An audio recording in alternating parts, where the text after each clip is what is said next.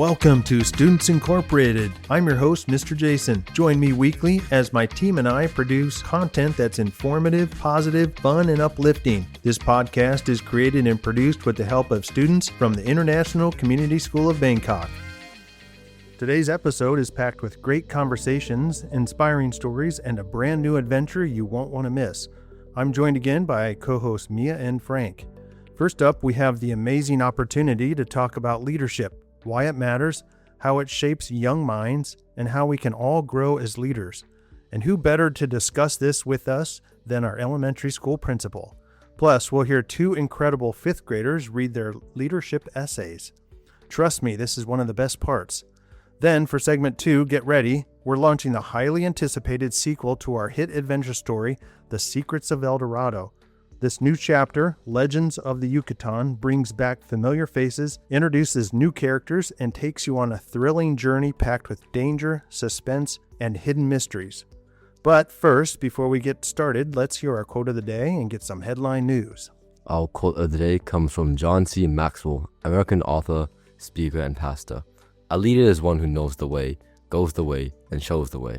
The quote emphasizes how a leader should act. A true leader must have the experience and knowledge to anticipate what lies ahead, as well as the awareness and understanding of the present moment.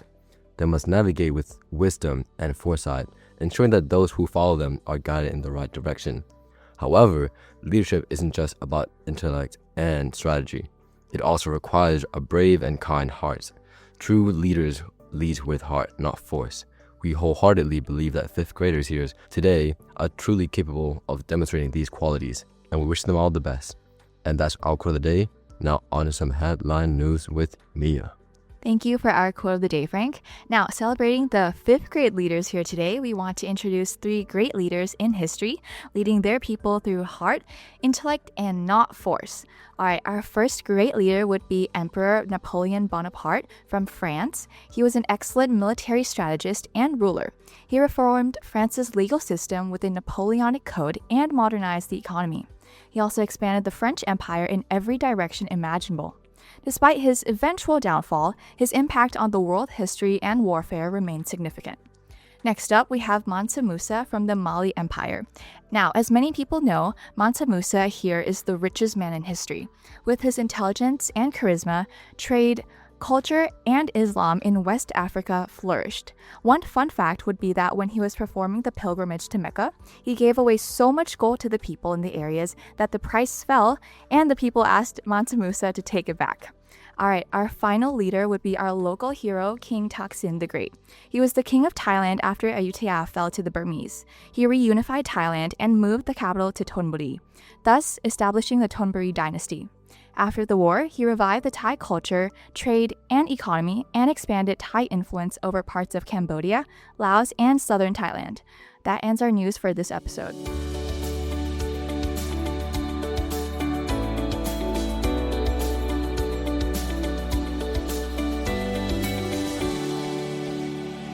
Thank you for the quote and the headline news. For our first segment, we welcome to our studio Mrs. Donnie, elementary school principal, and 2 young leaders from the 5th grade, Leo and Jimin. We'll start off with a few questions first, and then we'll let Leo and Jimin read their leadership essays. Miya will get us started. All right. Hello, everyone. Welcome to the podcast. So to get us started, we have a few questions for Mrs. Donnie, and then we'll have a few questions for Leo and Jimin. All right. So Mrs. Donnie, from your experience, how can learning leadership skills at a young age help children develop confidence and resilience? Well, I think when students learn about what strong leadership looks like, they will learn that leaders can be quiet, they can be shy, or bold, or brave, boisterous. All of these characteristics can be seen in famous leaders throughout history. This can give the confidence to all students that they can be a leader if they are kind and caring. Students will succeed and fail at leadership as they grow up. And it's really important because resilience is learned through experiencing difficulties, whether those difficulties come from the outside or the difficulties come because of a bad choice the students make. Leaders learn from their mistakes and the mistakes of others. And I believe that is resilience, learning and growing through difficulties. Thank you. And that makes sense. So my next question is this. How does teaching and leadership to kids encourage them to take responsibilities for their actions and decisions? Well, a true leader will have followers. So student leaders begin to understand the effects of their actions on their followers when others are either praised or punished because of actions that were followed by the leader's example. Leaders need to be aware of how others are feeling, and they need to be quick to apologize when their words or their actions or their decisions cause other people's pain. Yeah, that's a very really good point that you made about empathy in leadership. And in what ways do you think does children learning about leadership, how does it help them become better problem solvers and critical thinkers? Oh, problem solvers. That's one of our 4 Bs, or professional problem solvers in the elementary. We talk a lot about it. And starting as early as in K4, teachers are helping students think through each and every problem that a kid faces. That can be from a broken crayon to a sad heart because a friend has said something unkind. And as students grow through the grades, teachers become more like coaches, guiding students in their thinking about how to solve their own problems and how to evaluate if the problem is a kid-sized problem or an adult-sized problem. It takes real critical thinking. I still use this skill today to consider if a problem that I am trying to solve should be solved on my own, or maybe I need to take it to Mr. Luke for help. Thank you for that. And now my final question is about working with other people. So describe how students can develop empathy and their abilities to work well with others when they learn about leadership. Well, first of all, a student might see themselves as being a leader, but if they don't have anyone following them, they're not actually leading. And a real leader cannot force people to follow them. They might be able to use fear or prizes as a way to get people to do what they say. But a strong and caring leader is going to listen to those around them and have a heart that looks for ways to show them care and makes decisions that help many people, not just decisions that help themselves. All right, thank you for your answers, Mrs. Donnie. Now, we'd like to ask 2 questions to our young guests before they read their essays. All right, Leo, you can answer first, and then Jimin. All right, my question is this. What does being a good leader mean to you? Well, being a good leader to me means that you are open-minded and you're kind to everyone and treat them equally, and you don't force them to do things, and you just be kind to them. Thank you. For me, it's any person who can help others and give vision to others, such as encouragement and chasing dreams. They influence others, but also take gratitude for everything as well as staying positive. They have to communicate and encourage people while being responsible as well. All right, thank you both for those answers. Now, my second question for you is this. Could you share a time when you saw someone else showing leadership? All right, Jimin, you can start. So one time I found someone showing leadership is when my friend, let me give a shout out to Pi R. And then when I was struggling with my math problems, she came to me and then she actually encouraged me to try myself and not to actually give up. So I'd like to thank Pi R for that. All right, thank you. So for me, this is a shout out to some of my 2 best friends, Joshua and Jobim. So outside of school, we've been working on a top secret project. Top secret? And oh man, basically, sometimes there are disagreements about it, but we all showed everyday leadership by finding peaceful ways to compromise all right. the problems, and we didn't end up having any fights or anything. Can you tell us, give us a little hint at what the secret project is? It has something to do with words. Okay. Are you writing a book? Maybe. Oh. Maybe not. All right. Okay, I'll keep a lookout. Thank you. Okay, thank you for your answers. Now it's time to read your essays. Jimin, we'll start with you. Go ahead and start when you're ready. Dear students and everyone listening, no matter who you are, you can be a leader. Yeah, someone like a presidential leader might be hard, but you are not that kind of leader. You're an everyday leader. You don't have to have royal blood. I'm here to explain that it's actually not that hard. If you want to be a good role model to people younger than you and create a more peaceful environment, it is important you act like an everyday leader and show the way. John C. Maxwell once said, "A leader is one who knows the way, goes the way, and shows the way." The truth is, we can all be leaders, but you need the 3 key qualities of an everyday leader. A good leader has to be responsible, be kind and encouraging, and be a strong communicator. For starters, student leaders need to be responsible in order to lead well. Being responsible as a leader means that you need to be able to make good decisions and be honest about what you say. In addition, you also have to take responsibility for what you did. A quote from former U.S. President Dwight D. Eisenhower said, "Leadership consists of nothing but taking responsibility for everything that goes wrong and giving your subordinates credit for everything that goes well." I know some great leaders do something wrong and try to cover their mistakes up by lying. That does not make a true student or everyday leader. That's why we learn about the 5 A's and all the peacemaker lessons. If you're not in grade 5, you may not know, and they are teaching us what is right. Sooner or later, their lives will eventually catch up, and their pants will be on fire. Another example is that you may be in this meeting or another important decision-making place, and you are to make a decision. Sometimes it may be easy to choose. For example, whether you want a pink notebook or a blue notebook for boys or girls, that's pretty obvious for most people. But at other times, you could be going through so much pressure to make a good decision. Imagine you are a movie director and then you said your movie will be out in 2 days.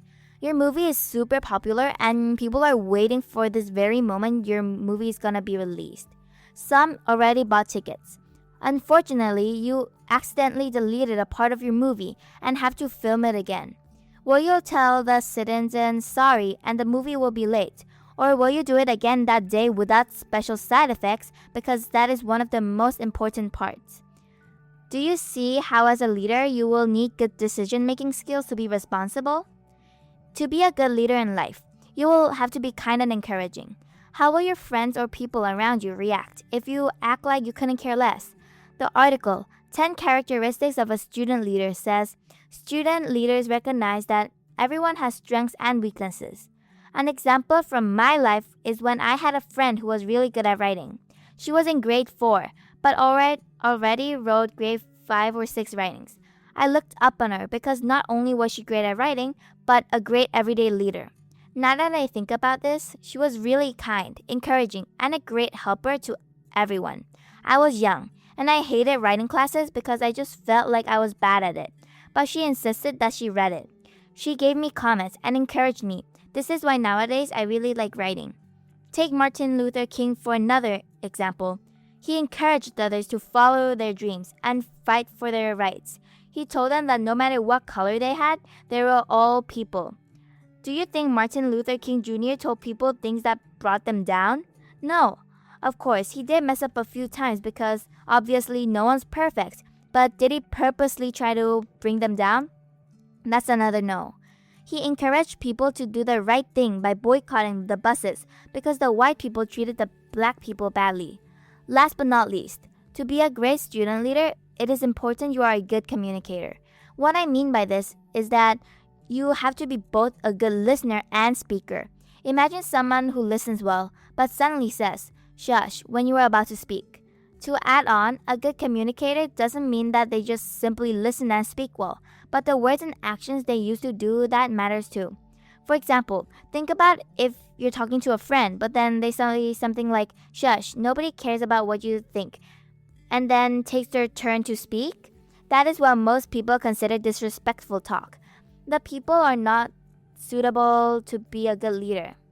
Like, take Adolf Hitler, for example. He was a great communicator, but not good at actually doing what he said. That's why I said to be kind and encouraging, my second reason. Also, do you remember the reasons I mentioned above of being responsible and being kind and encouraging?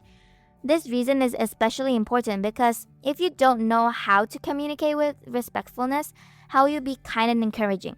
And if you are not a good communicator, how will you share your thoughts responsibly? This is why you need to have good communication skills to be a good leader. Don't you agree with me? In conclusion, everyone can be an amazing everyday leader if they have the 3 most important characteristics.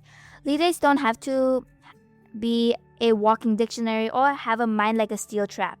You need to be a strong leader by being respectful, being kind and encouraging, and be a good communicator. Please don't doubt yourself. I know everyone deep down have these qualities. You may not follow these characteristics all the time, but no one's perfect after all. Now that you've learned this, according to the Mystery Science Team Doug, have fun and stay curious. Bye, and follow these 3 characteristics to be an everyday leader. Wow, that was really great, Jimin. I really liked all the scenarios that you mentioned, especially the movie director one, right? And then also your quotes from other leaders. You have a really big vocabulary. I'm really impressed. Really good job. All right, next up, we have Leo. Go ahead and start when you're ready. Dear students and 5th grade Turtle Academies, have you ever wondered what an everyday leader is? If you want to make life better for others in your community or learn about being a leader, you should listen to this. Being an everyday leader is an important topic that you will use in your life. Today, I will be telling you about what I think an everyday leader is, how I'm applying this to my life, and what it means for our communities. First, I will talk about what I think an everyday leader is. An everyday leader is someone who shows interest in helping others. I think a good everyday leader should be a good decision maker. They should be honest and they should be open-minded. Everyday leaders need to be good decision makers because they have to make quick decisions under pressure. And they need to be honest because they need to be truthful to make others follow them. They also need to be open-minded because they must listen to others' ideas to improve their own ideas. There are other examples of how everyday leaders need these qualities. An everyday leader does not have to be someone who does big things like setting up a charity for homeless people. An everyday leader is someone who does not have to have a high status like a manager or politician like someone like Joe Biden, and they do not need to be rich or strong like Elon Musk or John Cena, and they can be an ordinary person. An everyday leader can do tiny things that make a big impact. For example, Mother Teresa once said, I alone cannot change the world, but I can cast a stone across the water to create many ripples. This means that doing small things will cause others to do the same, which adds up to a lot. Now, I will tell you about what I'm trying to do and what you can do to be an everyday leader. In my life and your life, the 3 qualities that I mentioned earlier are important for you to do. For example, you and I can be good decision makers by choosing to eat vegetables instead of Yum Yum or Lay's, which are very yummy. Choosing to eat fruits and vegetables instead of junk food helps your body be healthier and makes your life easier by not having to work to become healthy again. You and I can be honest by telling your parents that you intentionally spent all night playing Brawl Stars and watching TV because it was fun and that it wasn't the right thing to do, instead of coming up with an excuse. Being honest like that helps you because others will become friends with you for it, and admitting your mistakes makes others forgive you, which feels good. Also, you and I can be open-minded by listening to your friends' suggestions, such as, we should show more about what happens to the aliens in our comic book, etc. You could make that change, and the result could be much better than it would have been if you hadn't listened to them. Being open-minded helps because you listen to others' ideas and not just your own. This is how I've been trying to apply the everyday leader qualities to my life, and you can too. Now, I will talk about what being an everyday leader means for a community if everyone has the qualities of an everyday leader. First, being a good decision maker helps a community by making better results because good decisions lead to better results. For example, people make good decisions by doing many things such as not using drugs or breaking the law. By doing this, it makes the community a happier place. Being honest helps the community by building trust. Being honest is admitting when you are wrong, and this makes others trust you because they trust that you will tell the truth and admit your mistakes. Building trust reduces conflict because people trust each other more, and conflict is solved easier because people admit when they are wrong, which makes the community a better, happier place to be in. Finally, being open-minded is being open to others or accepting uplifting people. For example, if someone had a really serious and realistic idea and someone else had a really silly but creative idea, being open-minded would help you be open to the silly but creative idea rather than just saying to be more serious because we don't take creative ideas, even if the serious idea is better. This helps others feel accepted and happier, making the community a better place. And that is what I think an everyday leader is, what you and I can do to be an everyday leader, and what being an everyday leader means for a community. If you are convinced that this is what you believe, then take action. The world is most likely running out of good leaders, and we need them. And you should step up to be an everyday leader by being a good decision maker, being honest, and being open-minded. You will not be disappointed. All right, thank you, Leo. That was a really well-written essay, like both of you. And I just have like a little extra question. It's not in the script. Who is someone that you look up to? People who are in charge of me. People, Like your parents? my parents and my teachers, because like it's kind of hard to decide who you look up to. Right. Because like usually you just know what to do. Uh-huh. So usually, I guess I look up to my inner subconsciousness. Oh, right. Inner subconsciousness. Okay. Oh, you, Jimin? Most of the time, I look up to my friends more than my parents. Oh. Because like I feel like I don't really like people who actually like boss me around so much. And then but my friends Lala, Nana, and Pai don't actually boss me around. Yeah. They just actually like help me understand and Yeah. things like that. Yeah. But mostly like Leo said, I also look up to my inner self so that I can believe in myself. Okay. Self-confidence. All right. Thank you both. Great response from Leo. And yes, the world definitely needs great leaders. And I won't lie, like, leaders that are leading us right now, like some of them aren't doing so well. So yeah, good job pointing that out and good responses. Okay, thank you, everybody. What a great discussion on leadership. We heard some inspiring insights from our principal and two incredible fifth graders who showed us that leadership isn't just about being in charge. It's about setting a good example, helping others, making a positive impact, and last but not least, eating your vegetables. No matter your age, you can be a leader in your own way by taking action. So as you go through your day, think about how you can lead with kindness, confidence, and integrity. Okay, we'll be right back with part 1 of our adventure story right after this short PSA announcement. 1, 2, 3, 4. ICS invites you to a classical music concert, Echoes of Elegance. Enjoy soothing and thrilling works from Bach, Sibelius, Dvorak, a Mozart symphony, and more, played by the combined forces of ICS High School Orchestra and the Emmanuel Orchestra.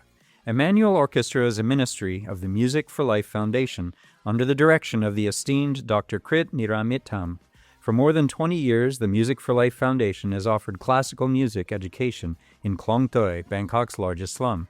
Some of their players have won scholarships to Mahidol University and returned to teach with the foundation. They have 5 levels of orchestra, and ICS has the privilege of playing alongside some of their top musicians. Dr. Krit and our own orchestra director, Mrs. Sara, will share the podium. Admission is free at the door. Donations will be accepted to benefit the Music for Life Foundation. Join us on Thursday, March 20, 6:30 p.m. at Christ Church, Bangkok, Convent Road, Siloam. I hope to see you there.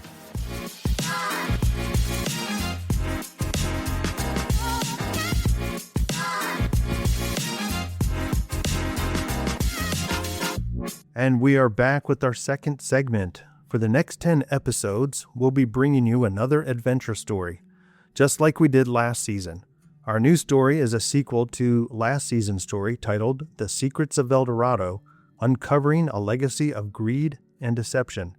You can listen to our first story in episodes 55 through 64. The Secrets of El Dorado story is also available as a paperback book on Amazon.com or as a digital PDF download on our website at studentsincorporated.com. Our new story includes a few characters you'll recognize from the past, as well as a whole new set of characters. So buckle up as we dive back into a world of intrigue, danger, and mystery. Now, and without further ado, we bring you the first part of our 10-part sequel to The Secrets of El Dorado, titled Legends of the Yucatán, uncovering a mystery of love and betrayal.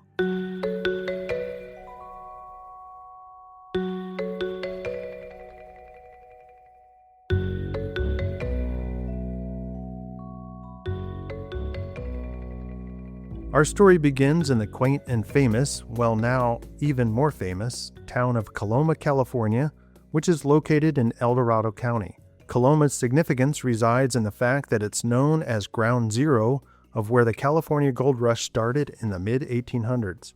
Coloma and the surrounding area is not only etched in the history as the starting place of the California gold rush, but is now also known as the little town that helped expose one of the largest and longest U.S. government scandals of all time. The scandal is now known worldwide as the Great California Gold Rush Scandal. The region and county has seen growth among visiting tourists. Over the last year and a half since the gold rush scandal broke, tourism has almost doubled, which has contributed to much higher revenues for local businesses. Coloma City Council members have had to hold several extra meetings with real estate developers, city planners, zoning officials, and contractors to develop plans for infrastructure improvements, road expansions, and new business-friendly zones. El Dorado College, located in Coloma, has seen a jump in enrollment since the scandal was exposed as well. Curiosity and intrigue have brought many more students from all over the United States to the college to study. Both the history and science departments have seen a significant increase in enrollment. Even though the county of El Dorado and the town of Coloma are experiencing population growth, the region still holds on to its cultural and historical charm.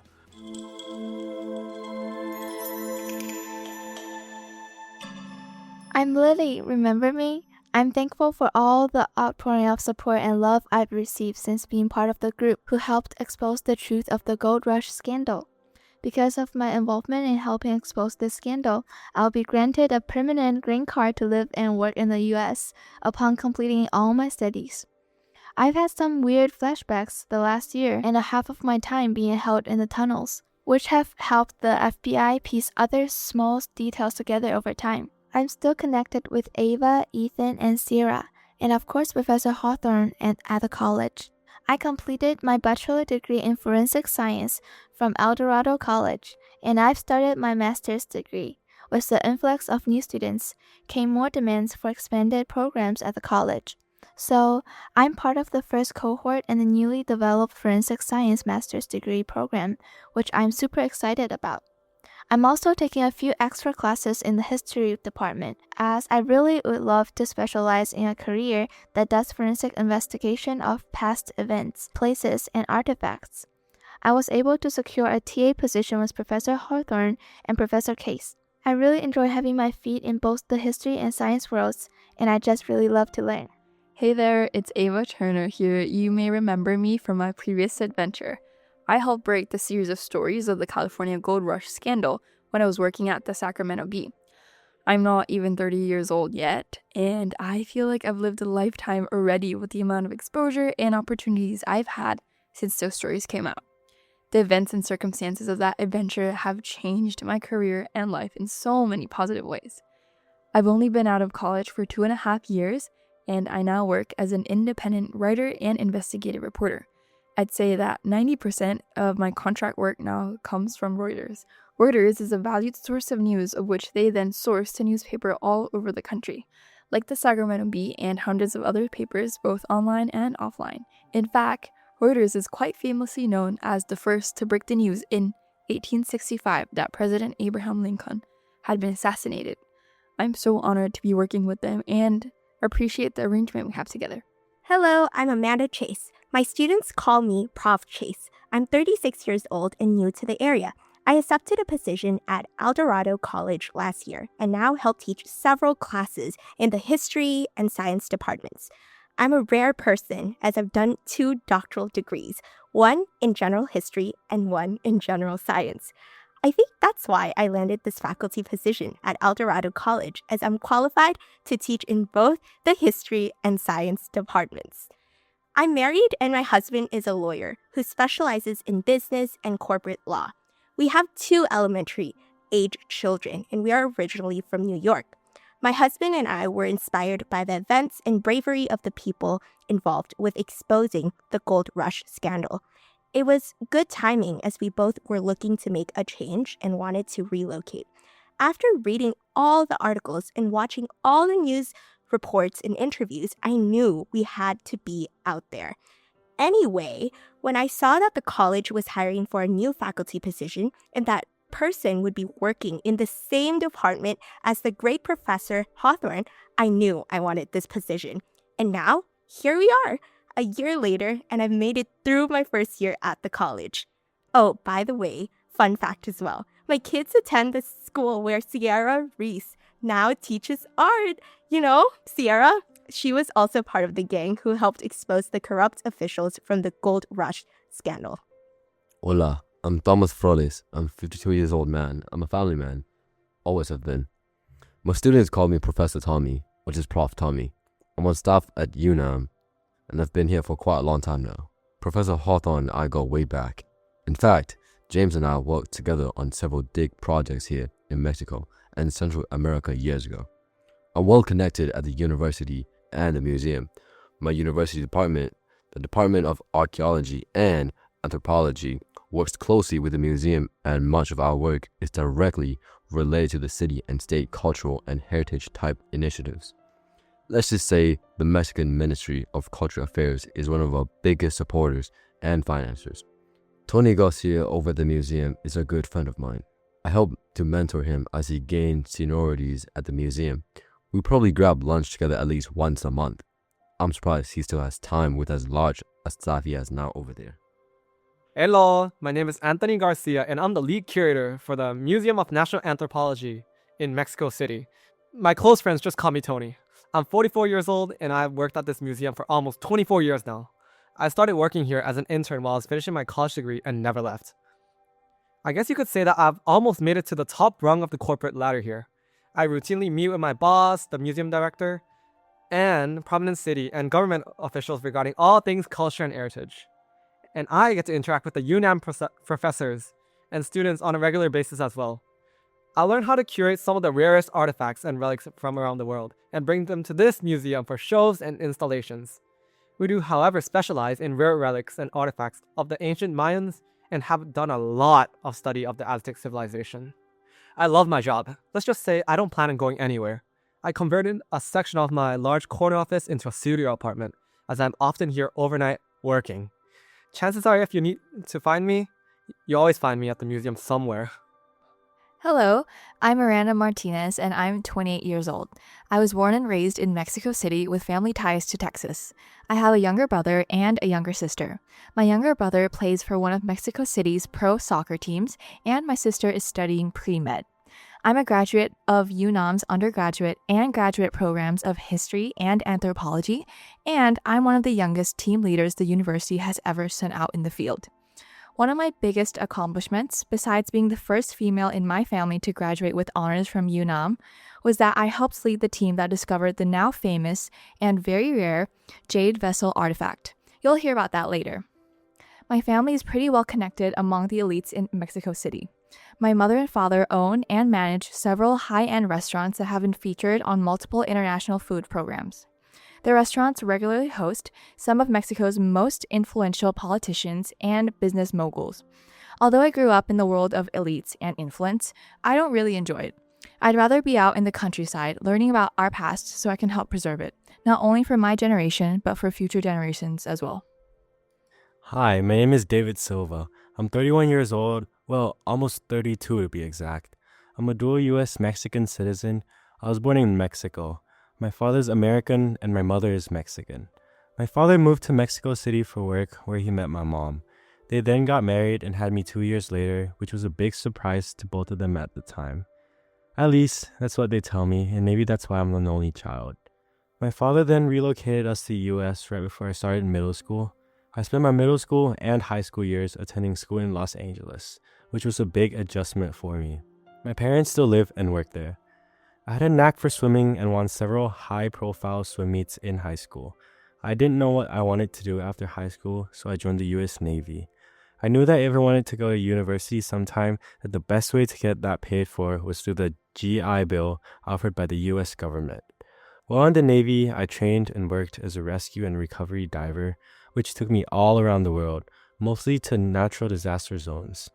We were often contracted by both private and public companies and even sometimes other governments for our services, some of which have been classified. I left the Navy after 10 years and was quickly recruited by the Mexican government as a private citizen to help recruit and train new dive technicians for the Mexican Navy. My former senior Navy officer recommended me when he found I was leaving. I also accept contracts for dives from private companies and the university. In fact, I was a diver on the team that found the golden mass of Chichen Itza. You'll hear about that later. Professor Hawthorne here. You probably remember me from my previous adventure with Ava, Lily, Ethan, and Sierra. The last 2 years have been quite crazy, good and bad. One of my closest friends and colleagues at the college, Bill Sharpton, was charged and convicted of multiple felonies and is now serving prison time for his role in the gold rush scandal. Other prominent city and state leaders were also caught and convicted. The public's trust in our city, county, and state leaders has been greatly diminished because of the Great Gold Rush scandal. Well, this is what the national network news agencies have named it now. I still get the feeling there are others involved who haven't yet been caught. Well, it's in the hands of the FBI now. Moving on to some of the good things that have happened in the last 2 years, my wife and I have had the opportunity to travel around the country, along with several of the others, to tell the story of our involvement. I'm thankful to HarperCollins for picking up my book, The Secrets of El Dorado, and sending us on a book tour. We had a great time meeting so many people all over the country and are thrilled to tell our story, and we're glad it inspired them. El Dorado College enrollment has grown, so it's good to have a new faculty member, Amanda Chase, joined my team, and she helps teach several different classes. With this newfound 15 seconds of fame, many of our old friends and work colleagues have reached out to see how things are going. I even got reconnected with an old friend from UNAM in Mexico City, which you'll hear about soon. To conclude the preface, and before we get started with the story, I want to give you some details about UNAM and a few other places the story will take us. UNAM is short for the National Autonomous University of Mexico. It's ranked as Mexico's #1 university and ranks as #2 in all of Latin America. UNAM has an enrollment of over 360,000 students. Popular tourist attractions and archaeological sites in Mexico are sprinkled along the Yucatán Peninsula. Cancun, being the popular destination for tourists and holiday goers, sits on the east coast of the peninsula and is about a 20-hour drive from Mexico City, or just a 2.5-hour flight. The Yucatán is full of ancient archaeological sites. One well-known site is known as Chichen Itza, one of the largest Mayan cities. It's just over 90 minutes from the city of Mérida, and just over 2 hours from Cancun and Playa del Carmen. Chichen Itza is a notable site of ancient Mayan ruins. At its center is the massive step pyramid known as El Castillo, or the Temple of Kukulkan. This ancient city thrived between 600 AD and the 1200s, and its stone carvings have endured over time. Key structures, such as the Ball Court, the Temple of the Warriors, and the Wall of Skulls, still display detailed carving from the past. Nightly sound and light shows illuminate the building's sophisticated geometry, giving visitors a spectacular show. Another location popular with tourists and archaeologists is Tulum. Tulum is a resort town on Mexico's Caribbean coast and south of Cancun. The 13th century walled Mayan archaeological site at Tulum National Park overlooks the sea. It incorporates the clifftop Castillo, built as a watchtower, and the Templo de las Pinturas, with a partially restored mural. Inland, the Coba archaeological site has pyramid-shaped temples with views over the surrounding jungle. Finally, Calakmul is another ancient site of the Mayan people and is located near the border of Guatemala and Belize. Over 6,700 ancient structures have been discovered and identified in this area, which date back to 1000 BC. The entire site is located in the protected tropical forest of Calakmul in Campeche, Mexico. This area has been designated as a UNESCO World Heritage Site. Because of this designation, many of the ancient structures have been hidden once again by the imposing jungle forest. Few tourists venture into this location because of its remote and less accessible location. And now onto our story. Part 1, The Proposal.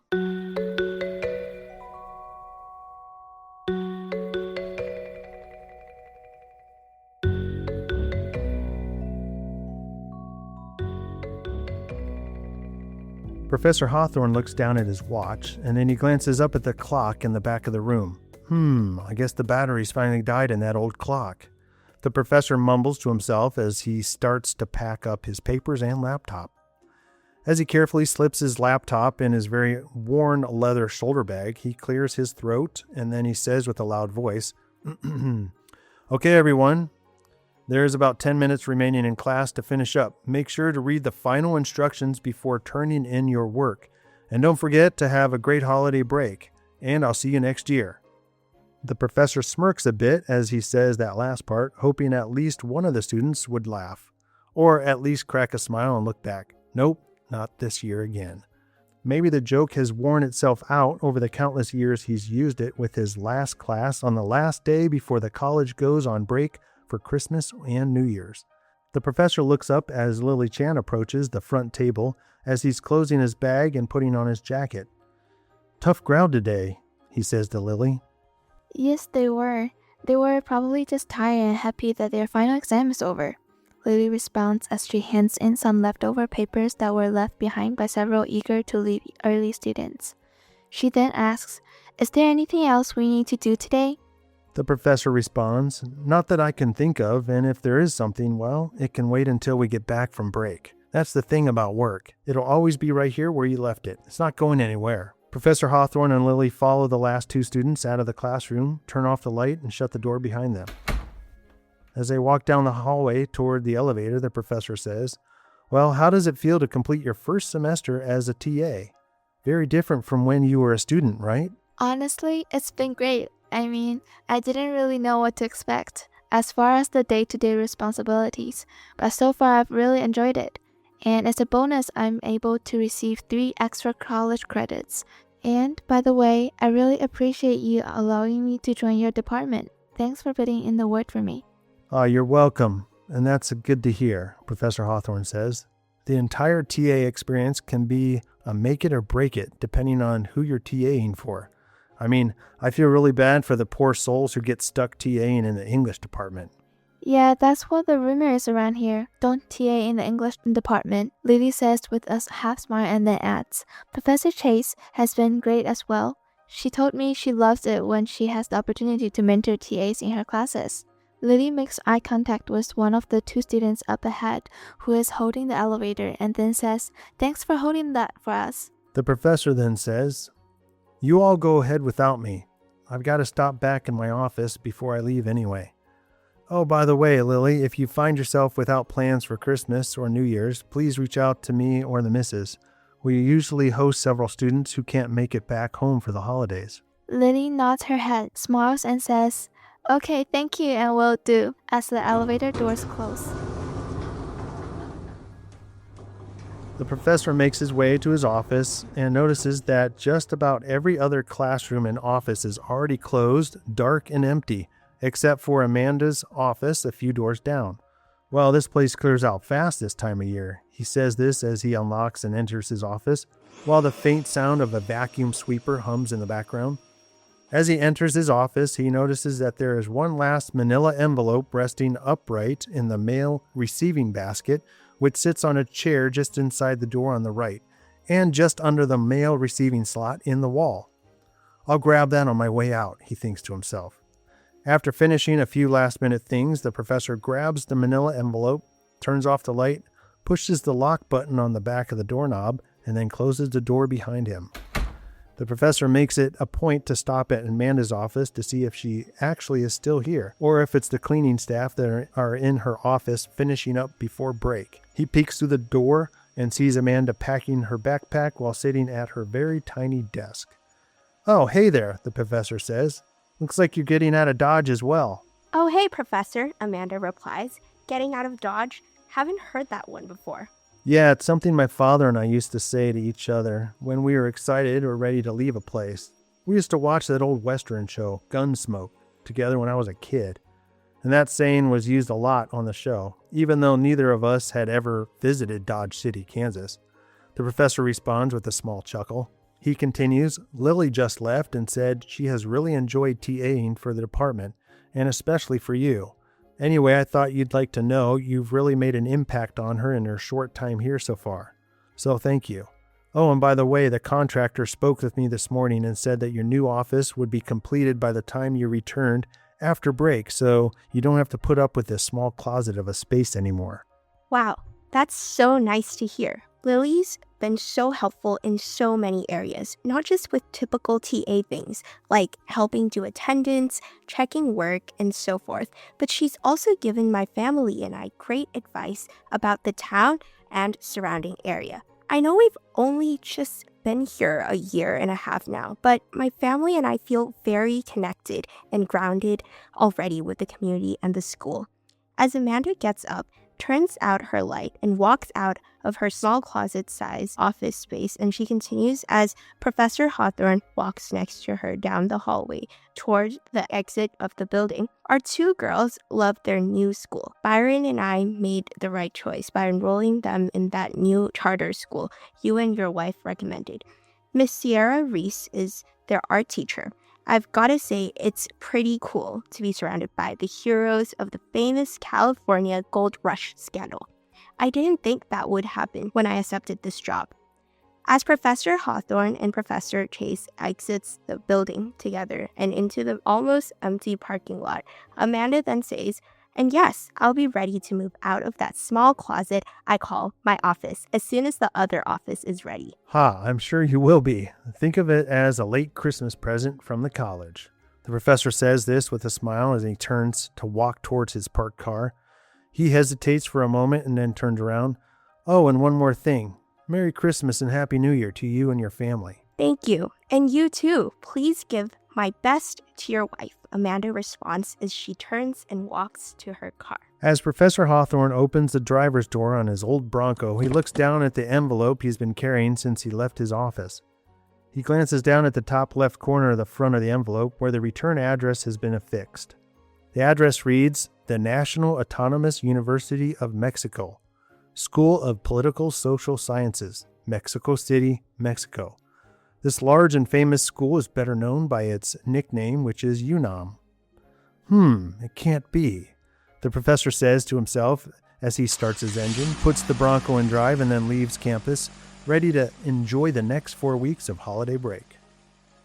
Shortly later, the professor arrives home to an empty house, remembering his wife was working at a local charity fundraising event downtown today. He sits down on one of the stools at the island in the kitchen and places the envelope on the table. His phone then dings, almost on cue, like he had planned it that way. As he is opening the envelope and pulling out the contents, he looks down at his phone and sees that he's got a new email, and it's sent to his personal email account. That's funny, he thinks. I don't give that address out to many people, so I wonder who that could be. He focuses on the papers that he pulled out of the envelope and scans them until he finds exactly what he's looking for at the bottom of the second document. "There you are," the professor says with a grin as he reads the name at the bottom of the letter. "Sincerely, Professor Tommy Flores, UNAM School of Political Social Sciences, Mexico City, Mexico." Hawthorne notices that the two documents in the envelope appear to be a formal invitation and a proposal directed to both El Dorado College and him personally. He picks up his phone and opens the email that had just arrived. He notices that the from address is tommyf@unam.edu.mx. The email message is quite short and to the point and reads, "James, this is Tommy. Long time, man. Hope you received the official invite from me already. Also send an official invite to your college dean and administrative staff. After you read it, please let me know if this is something that can happen. I didn't have your work email, only your personal email address. Anyways, I'm hoping you still check this account. Let me know. All the best, Tommy." Professor Hawthorne scans the two documents again and more thoroughly this time. The first document is like a cover letter introducing several different people. UNAM is a higher educational institution and one of the more well-known museums in Mexico City. The second page or document is the official invitation and proposal, which consists of three main things: guest lecturing, sitting on a Q&A panel, and an official invitation to an honorary guest to a formal event being held at the Museum of National Anthropology, Mexico's most prominent natural history museum. The museum event will include the unveiling of two rare, somewhat controversial Mayan artifacts that were recently discovered by an archaeological team from UNAM. The artifacts will be turned over to the museum for further study and research purposes. This could be a fun experience, the professor says out loud as he finds two more important details towards the end of the second document. The first is that the events would be happening during the first and second week of May, which is a week before both UNAM and El Dorado College holds graduation ceremonies. The other detail is an invitation to bring a small group of like-minded students from the El Dorado College and the other California Gold Rush scandal heroes. Hawthorne thinks to himself, this is quite the proposal, especially since travel and food expenses would be paid for by one of UNAM's many cultural exchange grants. I like this idea a lot. I just hope the dean will be keen on this as well. Professor Hawthorne puts the documents down and eyes the fresh pumpkin bread loaf sitting on the kitchen counter, grabs a fork from the drawer and says to himself, well, it's time to start celebrating the holidays early, and I know just where to start.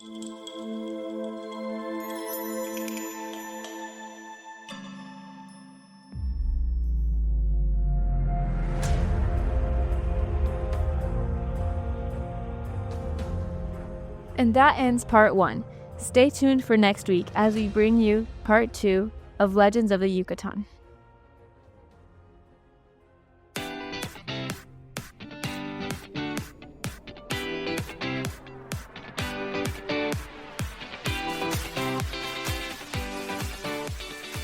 Wow, what an episode.